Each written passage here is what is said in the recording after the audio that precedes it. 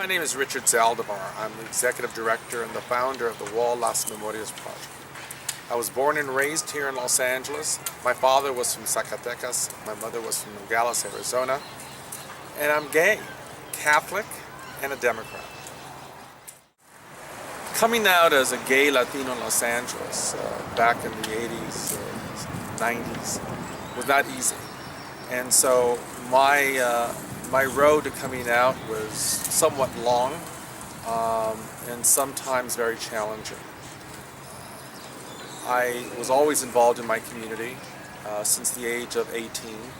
I worked in local politics and been of community service since 1974.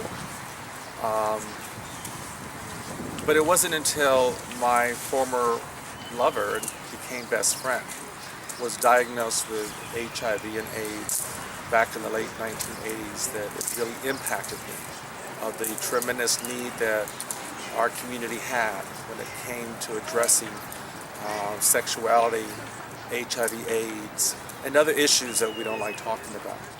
And so part of my coming out process was to look at the gaps in our community, the gaps that we needed to fill. Some of those gaps was creating a focal point to address issues like cultural silence and denial. In 1993, I founded the Wall Las Memorias Project. It was a big dream. Many people discounted that dream. It was somewhat difficult, but it really, for me, was something that I was supposed to do, and I made a commitment to God to see it through. And the organization was founded in 1993. We constructed the nation's only publicly funded AIDS monuments, and it was dedicated on December the 1st, 2004, in front of 1,500 people here at Lincoln Park. Talking about equality among gay Latinos is a challenge, because many times what we have to see as gay Latinos, number one, is equality among culture. You know, so many of us are Mexican American, some of us are Mexican, some of us are Salvadorian, Guatemalan, and we need to talk to each other and understand each other's cultures. On top of that, we need to build a base within our own mainstream Latino culture. So whether it's unions or corporations or schools, we need to be out and integrate, and in churches. We need to be integrated and take ownership for who we are as a Latino who happens to be LGBT. And then on top of that, I think it's very difficult because there's not equality when it comes to the LGBT community. Latinos continue to be pushed back to the back of the bus.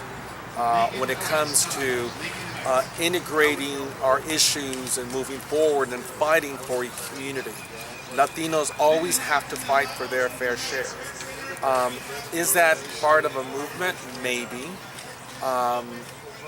And I find it often to be very elitist. But I think that we need, if we're going to be community organizers, we have to be well skilled. But not only to fight for our own sexuality within our family, within our church, with our community, but even within our LGBT community. And we need to know that we have the numbers. We are the numbers in our society, in our community. We do not have to go to anybody and ask us, allow us to be included. It is about us saying, we have room at the table for all of you, but it's our table now. And I think that's important. That's the kind of message we should have for our community. And then that's the kind of mindset we should have. And not until we get to that mindset will we not all be free and eat.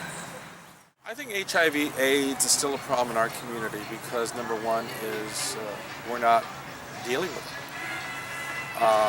We have a lot of people in our community that have forgotten about the messages about safe sex and risky behaviors.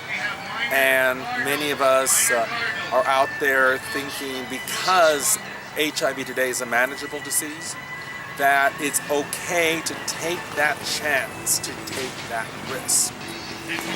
I think it's important that we preserve our health, preserve our integrity, preserve our life, because I think as Latino LGBT, where we're at in the community and history, it's important that we're around for a long time so that we could help write history for the future generations.